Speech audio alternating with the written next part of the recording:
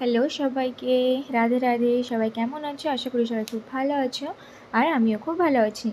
তো যেহেতু আমি ব্যাঙ্গালোরে থাকি এখন, তো আজকে আমার ছুটি ছিল, তো আমি একটু ঘুরতে বেরিয়েছিলাম। আমারই সঙ্গে কাজ করে টাটা কোম্পানিতে আর কি। তো আমাদের একটু প্ল্যানিং ছিল যে একটু কোথাও ঘুরতে যাব।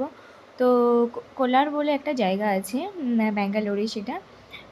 তো সেখানে আমরা একটা মন্দিরে ঘুরতে চলে গেছিলাম, যেটা হচ্ছে সোমেশ্বরম মন্দির, এবং তার কাছেই ছিল কোলার মাঠ, যেটা ওখানেই মন্দিরের পাশে ছিল।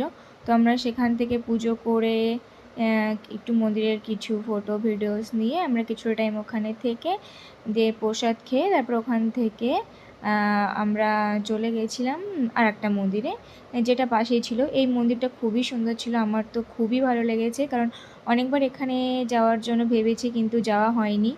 তো তারপর আজকে ফাইনালি যেতে পেরে খুবই ভালো লাগছিল। তো মন্দিরটা ফাঁকা ছিল, ভিড় ছিল না তেমন। তো ভীষণ ভালো লেগেছে।